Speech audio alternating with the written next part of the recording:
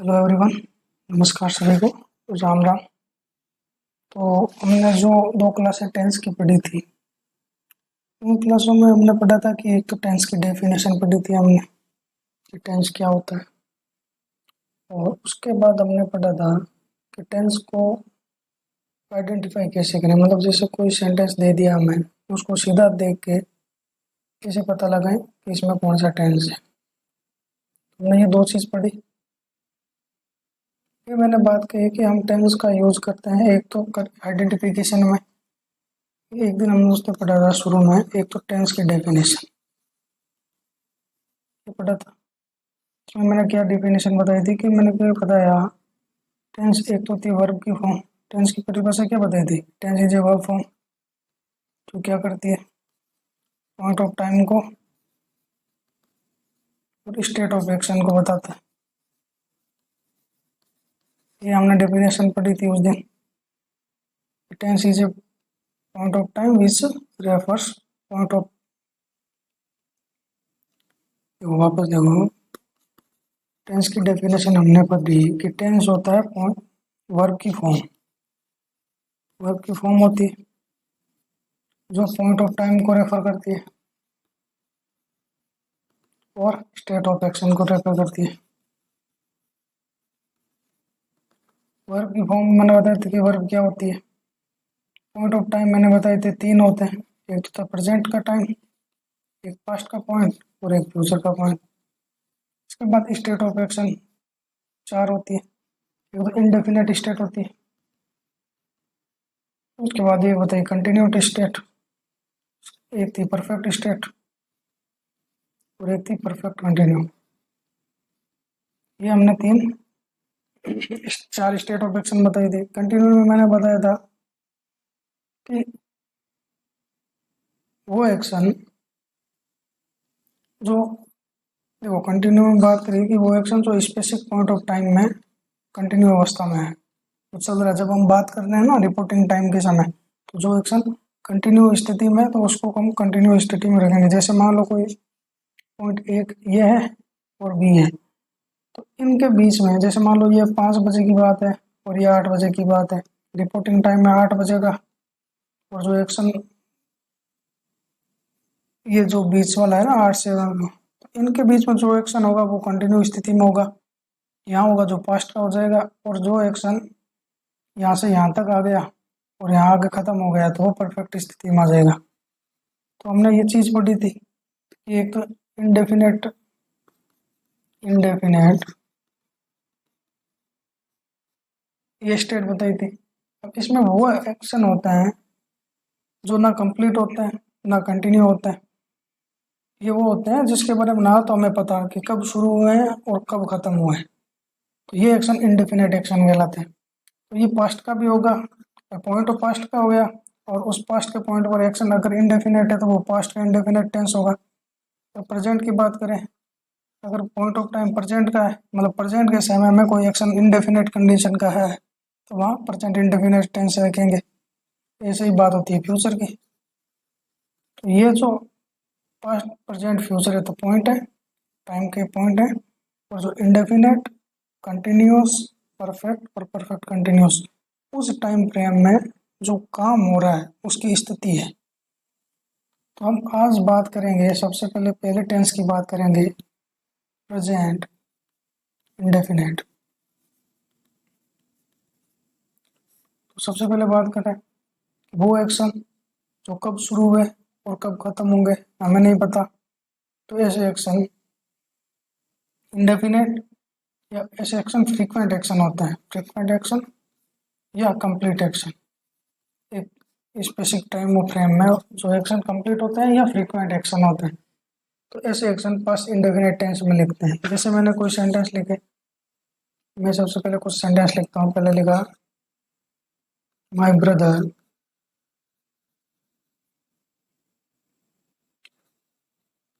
Has often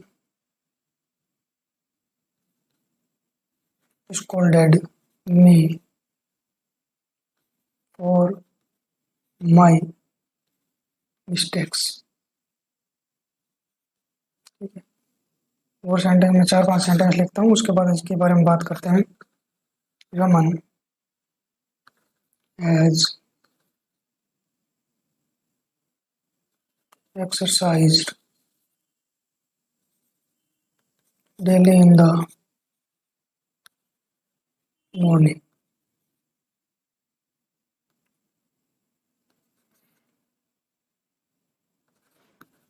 I noticed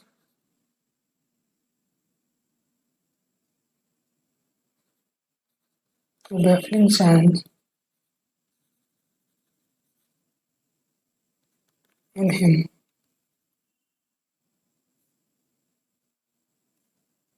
nowadays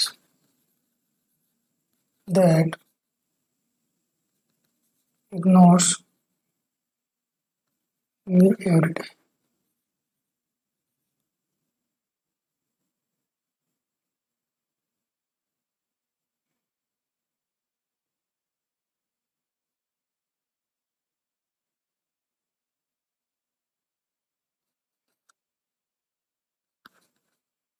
He is always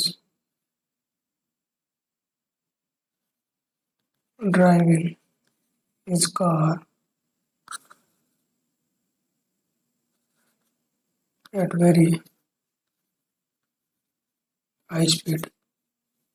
तो मैंने ये 4-5 क्वेश्चन लिखे हैं, इनको देखो। सबसे पहले हम बात करते हैं पहला। इसने लिखा है कि जो my brother has often scolded me for my mistakes. तो जो ये ध्यान से देखो,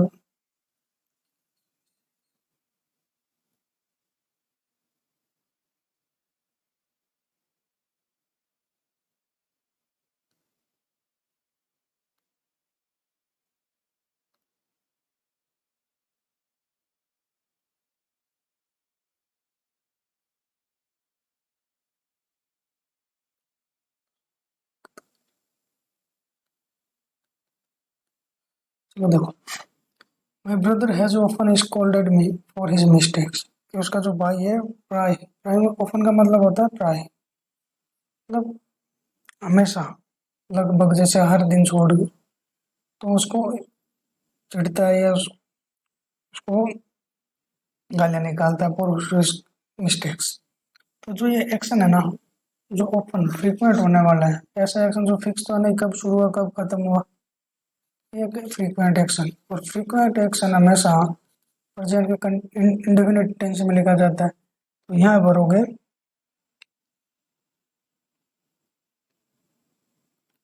ये हटाओ स्कॉल्डेड मी और यहाँ सीधा लिखो माई ब्रदर ऑफन स्कॉल्ड्स मी। ठीक है, नेक्स्ट की बात करें। Raman has exercise daily. Daily का मतलब ऐसे एक्शन है जो फ्रीक्वेंट है, फ्रीक्वेंट एक्शन है। ऐसे एक्शन जो फ्रीक्वेंट हो वहाँ प्रेजेंट का इंडेफिनिट टेंस का यूज करें। तो Raman exercise exercise daily. Next की बात करो, यहाँ दो।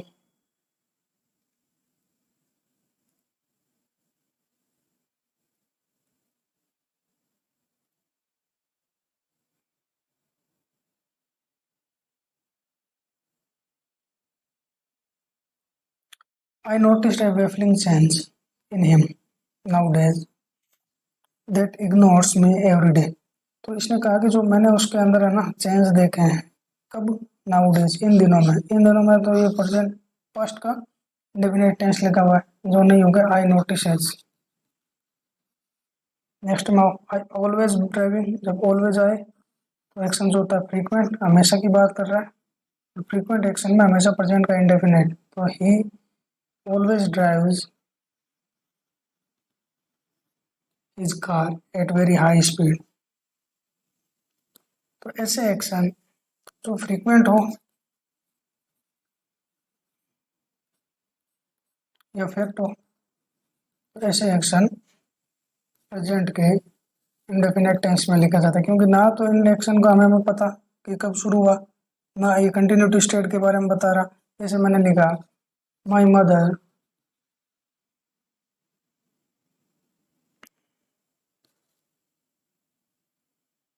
माई mother goes to temple Delhi. तो मैंने ये सेंटेंस लिखा ना, ये प्रेजेंट इंडेफिनिट का लिखने का मतलब इसलिए हुआ कि जो माता है ना उसकी हमेशा डेली मंदिर जाती है। अब ये ऐसा तो है नहीं कि एक फिक्स पॉइंट है और एक दूसरे पॉइंट तक वो ही मंदिर जाती है, उसके बाद नहीं जाएगी। और ये मंदिर का जाना कब से शुरू हुआ कुछ नहीं पता, आगे कब तक जाएगी कुछ नहीं पता। कंप्लीट स्टेट में लिख नहीं सकते तो ये परफेक्ट टेंस में तो आएगा नहीं। और जब ये बात कर रहा है जब ये कंटिन्यूटी भी टेंस स्टेट में नहीं है। भाई ये कह रहा है कि मेरी माँ हमेशा मंदिर जाती है, तो जब ये एक फैक्ट है, ये बात बता रहा है, तो इसका मतलब जब ये बात बताई उस समय वो मंदिर में नहीं है, लेकिन वो बता रहा है कि हमेशा जाती है, मॉर्निंग में जाती है इवनिंग में जाती है। तो जब ये बात बताई जा रही है तब एक्शन कंटिन्यूटी स्टेट में नहीं है, लेकिन ये की फैक्ट है। अगर कंटिन्यू स्टेट में होता तब ये जो सेंटेंस है कंटिन्यू प्रेजेंट के कंटिन्यूस टेंस में लिखा जाता। ना एक्शन कंप्लीट हुआ है कि परफेक्ट टेंस में लिखा जाए, तो ऐसे एक्शन इंडेफिनेट टेंस में लिखे जाते हैं जहाँ हमें टाइम का नहीं पता कि कब शुरू हुआ और कब तक चलेंगे। और ये हमेशा जो है ना फ्रीक्वेंट एक्शन है। फ्रीक्वेंट एक्शन को हमेशा रिपीटेड एक्शन होते हैं। जैसे मंदिर आज गई है, फिर कल जाएगी, फिर परसों जाएगी, ये एक्शन हमें इंडेफिनेट टेंस में लिखे जाते हैं। तो कुछ एक सेंटेंस में ध्यान रखो, अगर सेंटेंस में पॉइंट ऑफ टाइम में अगर डेली, रेगुलरली, ऑफन,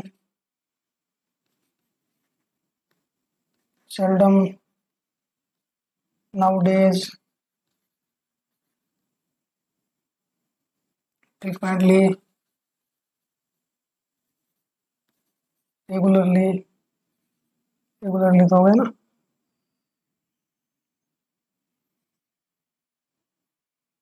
या ओकेजनली, या जो भी है once of week, once a week. Once a week मतलब हफ्ते में एक दिन फिक्स दिन जाना, वो भी एक रिपीटेड एक्शन है। अगर एक ही सेंटेंस में ये वर्ड दिखे तो वहां पर जो टेंस होगा प्रेजेंट का इंडेफिनेट टेंस होगा। अब नेक्स्ट बात करें, कुछ एक एक्शन वो लिखता हूँ मैं, जैसे मैंने लिखा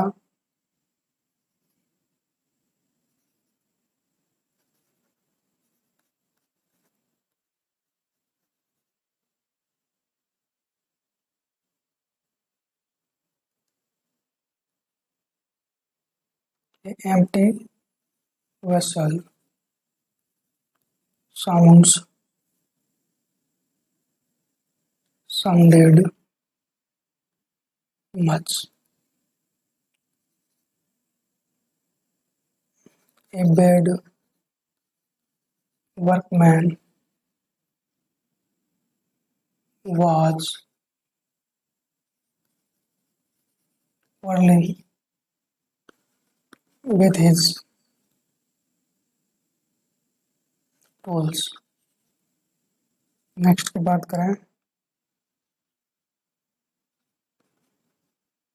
trees prepared their food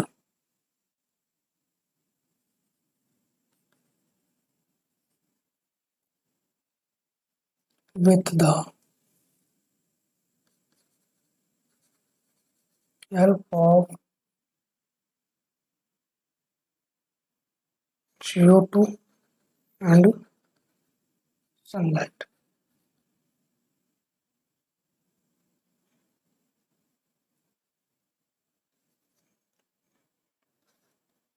Sun will rise in the east. PM Modi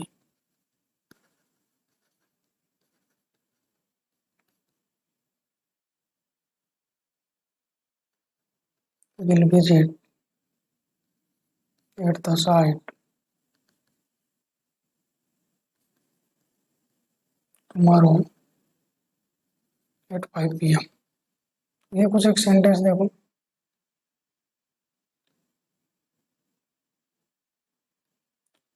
अब यहाँ जो सेंटेंस लिखा है यह लिखा है कि एक एम्प्टी, यहाँ लिखो an empty vessel sounded much. ये लिखा है a bad workman was quarrelling with his tools. अगर इस सेंटेंस को हम ऐसे देखें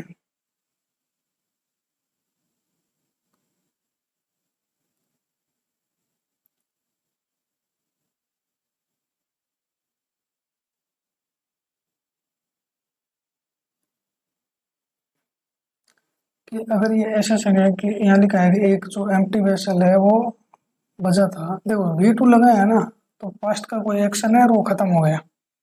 तो इसमें लिखा है कि जो एम्प्टी खाली जो ड्रम है, वेसल का मतलब एक कोई खाली लोहे का ड्रम टाइप का, तो वो साउंडेड मच, उसने बहुत ज्यादा आवाज करी। तो ये एक्शन तो हो सकता है जो एक्शन खत्म हो गया पास्ट में, लेकिन वास्तव में ये कोई एक्शन नहीं है, ये एक प्रोवर्ब। मुहावरे पढ़े ना हमने, यही जैसे एक paid workman was quarrelling with his tools, इसका मतलब हो गया कि कोई ऐसा नहीं है कि कोई एक वर्कमैन था बुरा काम वाला, वो अपने कॉल कर रहा है, लड़ाई कर रहा है किसके साथ, अपने औजारों के साथ। तो ये औजारों के साथ तो कोई लड़ाई नहीं कर सकता। ये भी क्या एक प्रोवर्ब है। प्रोवर्ब होता है हिंदी के मुहावरे। तो ये जो है ना N M T vessel sounded much, ये हिंदी का जो मुहावरा था ना कि थोता चना बाजेगा ना वाला, तो ये जो प्रोवर्ब है एक फैक्ट होती है। तो जो हर पॉइंट ऑफ टाइम में फैक्ट होती है, पास्ट में भी ये फैक्ट रहेगी, प्रेजेंट में भी रहेगी और फ्यूचर में रहेगी। तो ऐसे प्रोवर्ब्स हमेशा प्रेजेंट का इंडेफिनिट टेंस में लिखे जाते हैं, क्योंकि ना तो ये कोई एक्शन है जो कंप्लीट हो गए, ना होंगे या चल रहे हैं। ये एक्शन वो है जो हमेशा वैलिड रहेंगे। अब कब से वैलिड है, कब तक वैलिड रहेंगे, इनको हम डिफाइन नहीं कर सकते। तो ऐसे एक्शन को इनको डिफाइन नहीं कर सकते, उनको अपने प्रेजेंट के इनडेफिनेट टेंस में लिखा जाता है। तो यहाँ लिखा जाएगा an empty vessels sounds much. और जो है ना a bad workman was quarrelling with his tools, तो ये वो प्रोवर्ब है जो हमने हिंदी में पढ़ी है, नाचने जाने आंगन टेढ़ा वाला। तो इंग्लिश में उसको ऐसा लिखा जाता है कि भाई एक बुरा जो होता है ना काम करने वाला, वो हमेशा टूल से लड़ता रहता है। इसका मतलब कि उसको काम तो आता नहीं है, लेकिन वो अपना जो गुस्सा है या अपनी जो कमियां हैं अपने औजारों पर निकालता रहता है। तो इसका मतलब होता है हिंदी का जो मुहावरा नाचने वाला ना जाने आंगन टेढ़ा। तो इसमें भी एक प्रोवर्ब है। तो प्रोवर्ब में हमेशा प्रेजेंट का इंडेफिनेट टेंस ही यूज होगा। तो यहाँ लिखो क्वल्स। अब उसके बाद बात करते हैं, यहाँ लिखा है कि trees prepared their food with the help of CO2 and sunlight. कि जो पेड़ है वो V2 लगाया है, फर्स्ट का इंडेफिनेट टेंस, इसका मतलब एक्शन कंप्लीट हो गया और ये वन टाइम एक्शन था। लेकिन वास्तव में हमें पता है कि जो पेड़ पौधे हैं ना CO2 और सनलाइट से खाना बनाते हैं, अपना भोजन बनाते हैं, तो कोई वन टाइम एक्शन तो है नहीं, ये तो सदियों से चला आ रहा है, आगे तक चलेगा। तो इसका भी कोई इंडेफिनेट टाइम नहीं है, ये एक फैक्ट है। और फैक्ट हमेशा हमेशा प्रेजेंट के इंडेफिनेट टेंस में लिखा जाता है। तो trees prepares is food with help of CO2 and sunlight. Next में बात करूँ, यहाँ पर भी लिखा है कि sun will rise in the east. Will rise का मतलब है कि कल, यानी कि नेक्स्ट, पूर्व में उगेगा। यहाँ लिखा है कि सनराइज है ना जो, वो पूर्व में होगा। इसका मतलब पहले कभी और कहीं होता होगा, पश्चिम में होता हुआ होगा, लेकिन नेक्स्ट टाइम ये पूर्व में उगा होगा, जो हमें पता है गलत है। ये एक फैक्ट है पूर्व में उगना, और जो फैक्ट है वो हमेशा प्रेजेंट इंडेफिनेट टेंस में। तो सनराइजेज इन द ईस्ट, वैसे ही है। अब हमने एक पढ़ा था कि विल सेल के साथ जो टेंस लगते हैं ना वो फ्यूचर के होते हैं, और ये प्रोबेबिलिटी होते हैं, ये फैक्ट नहीं होता है होगा या नहीं होगा। जो फ्यूचर का कोई हम आभास कर रहे हैं कि दे विल गो देयर, वो वहां जाएंगे, जाना या नहीं जाना कोई फैक्ट नहीं है, हो सकता है मना भी हो जाए। हम एक प्रोबेबल सिचुएशन या पॉसिबल सिचुएशन लेके चलते हैं, इसलिए हम फ्यूचर में विल सेल का यूज लगाते हैं। क्योंकि अगर विल सेल नहीं लगाएं तो इसका मतलब एक्शन कंप्लीट है या फैक्ट है। तो फ्यूचर के एक्शन के लिए हम विल सेल यूज करते हैं, क्योंकि जो एक्शन होते हैं इन फ्यूचर पॉसिबल होते हैं, फैक्ट नहीं है। वो एक्शन हो भी सकते हैं, नहीं भी हो सकते। तो जब हमने कभी कभी सुना है या हमें बताया जाता है कि अगर कोई पहले से ही फिक्स एक्शन होते हैं या पहले से ही शेड्यूल्ड एक्शन होते हैं फ्यूचर के, तो हमेशा प्रेजेंट के इंडेफिनेट में या प्रेजेंट के कंटिन्यूस टेंस में लगाते हैं। इसलिए लगाते हैं कि जो शेड्यूल्ड एक्शन है वो फिक्स पहले से ही शेड्यूल्ड हो जाते हैं और उसके बहुत कम चांस होते हैं कैंसिल होने के। ये प्रोबेबल एक्शन नहीं होता है, ना ये पॉसिबल स्थिति होती है। जैसे इसमें लिखा है PM Modi PM Modi will visit at the site tomorrow at 5 PM। भाई कल 5 बजे पीएम मोदी इस साइड पर आएंगे, लेकिन टुमारो हम देख के यहाँ लिख सकते हैं कि विल विजिट सही है, लेकिन वास्तव में विल विजिट सही नहीं है।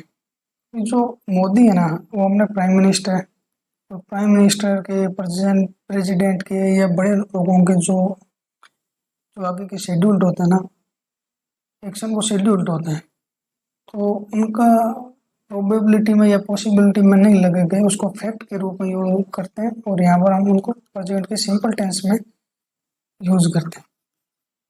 तो इसलिए हम क्या होता है कि जो एक्शन प्री शेड्यूल्ड होते हैं ये तो उनको हम प्रेजेंट के सिंपल में यूज करते हैं।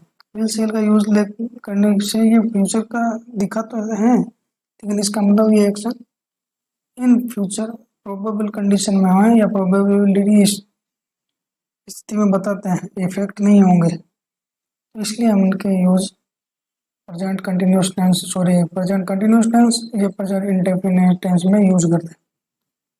तो अब एक चीज याद है वो कि प्रेजेंट इंडेफिनिट टेंस में पहले तो वो एक्शन जो फैक्ट है, सेकेंड वो एक्शन जो हैबिचुअल एक्शन है, हैबिचुअल एक्शन या कोई प्रोवर्ब है या कोई यूनिवर्सल ट्रूथ है, ये सारे के सारे एक्शन प्रेजेंट के इंडेफिनिट टेंस में यूज करते हैं। फैक्ट का मतलब ऐसे एक्शन जो फैक्ट है, जैसे सनराइजेज इन द ईस्ट, ठीक है, रिवर्स फ्लोज, तो ये सारे फैक्ट हैं। या कोई ऐसा एक्शन जो फैक्ट बताना है अपने वो, तो वो प्रेजेंट के इंडेफिनिट टेंस में यूज करेंगे। हैबिचुअल एक्शन मतलब डेली स्कूल जाना, डेली ऑफिस जाना, ठीक है, तो ये हैबिचुअल एक्शन है और ये फ्रीक्वेंट एक्शन होता है। उसके बाद बात है प्रोवर्ब, जो मुहावरे लोकोक्तियाँ कहावतें होती है वो हमेशा प्रेजेंट के इंडेफिनिट टेंस में। और यूनिवर्सल ट्रूथ, जैसे पेड़ पौधे सूरज से और यूट्यूब से खाना बनाते हैं, नदियाँ हमेशा हाई टाइड से लो टाइड की ओर बहती है, सूरज पूर्व में उगता है, पश्चिम में अस्त होता है, तो ये सारे यूनिवर्सल ट्रूथ है। तो यूनिवर्सल ट्रूथ हमेशा कंटिन्यूस इंडेफिनिट टेंस में ही यूज करने होते हैं।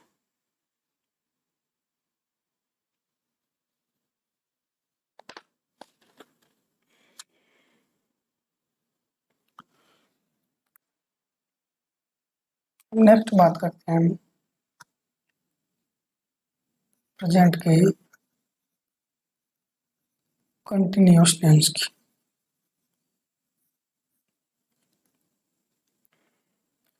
तो कंटिन्यूस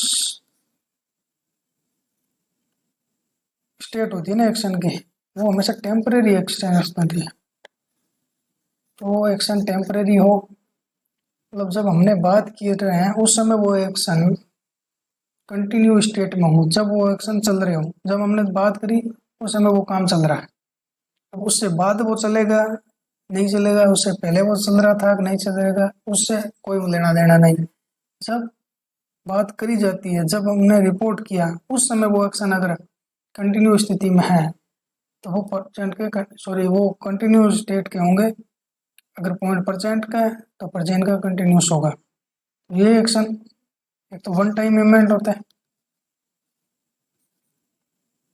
और इनकम्प्लीट एक्शन होता है। कंप्लीट होते तो परफेक्ट में चले जाता है, इनकम्प्लीट है तभी तो वो टेम्परेरी है और तभी वन टाइम इवेंट है। तो ये सारे के सारे कंटिन्यू स्थिति में हो वो एक्शन प्रेजेंट के कंटिन्यूस कहलाते हैं। जैसे मैंने लिखा वी लर्न इंग्लिश, ये एक फैक्ट है और मैं इंग्लिश सीख रहा हूँ, ये बढ़िया बात है, ये सेंटेंस सही है। लेकिन मैं इसी को ऐसे लिख दूँ we learn English at present, तो जो 8% है ना उस समय वो एक्शन कंटिन्यू स्थिति में है। जैसे मैंने बात करी ये एक्शन कंटिन्यू स्थिति में चल रहा है और मैं जब अभी बात करी कि भाई तो अभी क्या कर रहा है, तो 8% वो इंग्लिश सीखने का काम कंटिन्यू स्थिति में है। तो वहाँ फिर हम कंटिन्यूस टेंस लगाएंगे और वहाँ लगाएंगे वी आर लर्निंग इंग्लिश 8%। ठीक है। जैसे आपको किसी ने पूछा वेयर डू यू वर्क, अभी आप काम कर रहे हो, तो आप क्या उसका रिप्लाई दोगे?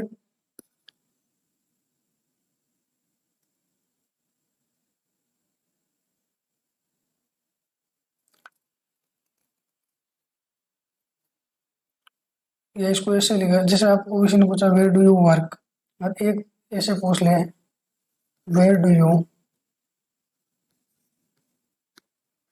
Working now days.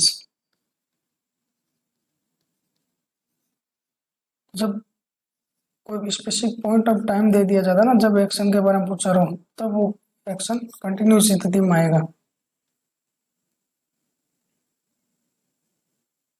जैसे अभी मैं बता दूँ कि मैंने लिखा वी आर लर्निंग टेंस 8%। ये जो पॉइंट ऑफ टाइम है ना, ये शो करते हैं कि जो एक्शन है वो कंटिन्यू स्थिति में है।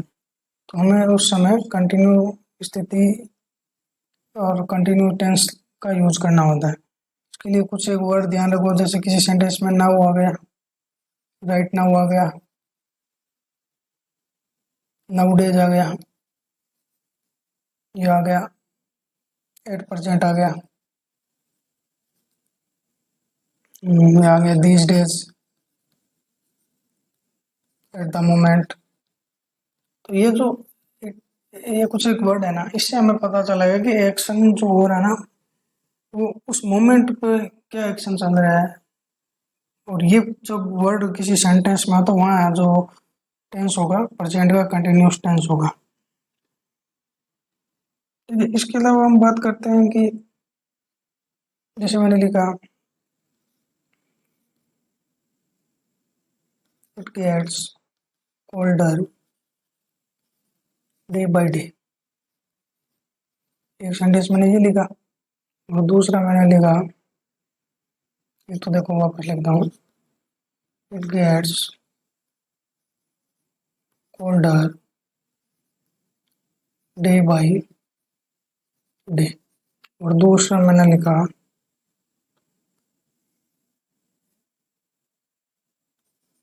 हिज हाइट इंक्रीजेज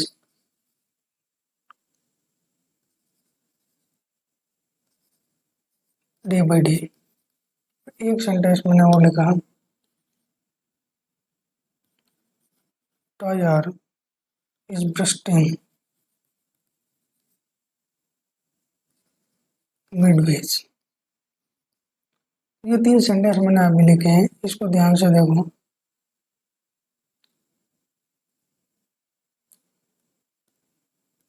तो एक लिखा it gets colder day by day और एक लिखा height increases day by day. तो ये हमने प्रेजेंट का सिंपल टेंस लगाया। ये कोई फैक्ट है नहीं, ना कोई प्रोवर्ब है या ना कुछ और। ये एक्शन के बारे में बात कर रहा है कि वो जो कि ठंड है वो दिन प्रतिदिन बढ़ रही है।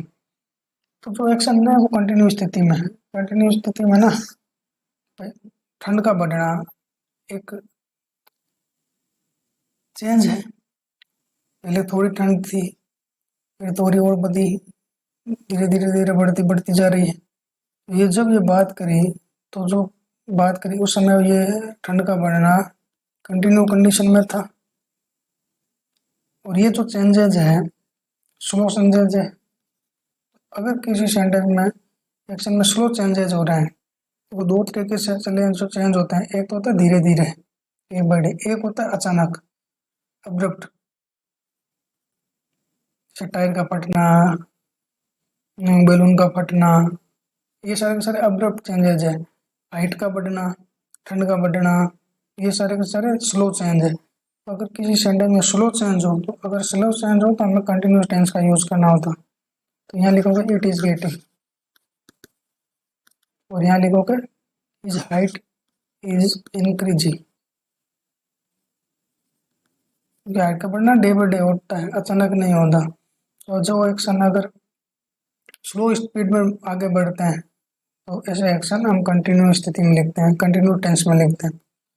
अब जैसे ये एक्शन है टायर इज ब्रस्टिंग, तो जो टायर है वो धीरे धीरे नहीं बढ़ता, वो अचानक ही होता है। ऐसे एक्शन अब्रस्ट अब्रप्ट होते हैं, अचानक बदलने वाले एक्शन। तो जब ऐसे एक्शन जो अचानक चेंज हो तो हमें प्रेजेंट का परफेक्ट टेंस का यूज करना है। तो टायर हैव ब्रस्ट मिड में। तो ये कुछ सेंटेंस से हमें हमने पढ़े हैं प्रेजेंट का सिंपल और प्रेजेंट का इंडेफिनिट टेंस। तो एक बार वापस रिपीट कर दूं कि प्रेजेंट का इंडेफिनिट टेंस वो एक्शन होते हैं जिनके हमें ना तो उसकी शुरुआत पता, ना उसका एंड पॉइंट पता। तो ऐसे एक्शन इंडेफिनिट एक्शन कहलाते हैं। या ऐसे एक्शन जो एक फिक्स टाइम के लिए चले, फिर रुक गए, फिर चले, फिर रुक गए और फिर चले, मतलब एक फ्रीक्वेंसी के साथ ये एक्शन चले, ये इंडेफिनिट टेंस होते हैं। प्रेजेंट के इंडेफिनिट टेंस उनमें यूज होते हैं या तो कोई फैक्ट हो, या कोई प्रोवर्ब हो, या हैबिचुअल एक्शन हो, या यूनिवर्सल ट्रूथ हो। तो हम प्रेजेंट का इंडेफिनिट टेंस का यूज करते हैं। कंटिन्यूस टेंस का यूज कि जब एक्शन बात कर रहे हैं या जब रिपोर्ट हो रहा है उस समय वो एक्शन अगर कंटिन्यू स्थिति में है तो हम प्रेजेंट का कंटिन्यूस टेंस का यूज करेंगे। इसके लिए हमने कुछ एक वर्ड देखे। अगर किसी सेंटेंस में nowadays, at present, at moment, presently, nowadays, one, ये जो सारे सेंटेंस हैं अगर ऐसे वर्ड दिखे तो वो सेंटेंस में हमें यूज करना है प्रेजेंट का कंटिन्यूस टेंस। तो नमस्कार, अपना ये टॉपिक एंड होता है। नेक्स्ट क्लास में हम प्रेजेंट का परफेक्ट, कंटिन्यूस और पास्ट का इंडेफिनिट टेंस के बारे में पढ़ेंगे, जो सबसे ज़्यादा मतलब एक कन्फ्यूजन टेंस है। तीनों आपस में उलझे हुए हैं, तो इनको थोड़ा सा हम अच्छे से पढ़ेंगे, तीनों को अलग अलग साथ में रख के सोल्व करेंगे, क्योंकि तीनों ही एक दूसरे में मिक्स हो रखे हैं। और सबसे ज़्यादा कन्फ्यूजन इनमें ही होती है। देखो, प्रेजेंट का कंटिन्यूस और इंडेफिनिट से ज़्यादा समस्या नहीं होती। जो कन्फ्यूजन है वो इन तीन में ही है, प्रेजेंट के परफेक्ट में, पास्ट के इंडेफिनिट में, और प्रेजेंट के कंटिन्यूस टेंस। तो ये तीनों उलझे हुए टेंस हैं, तो इनको हम नेक्स्ट वाली क्लास में अच्छे से करेंगे। तब तक के लिए सभी को नमस्कार, राम राम, गुड बाय।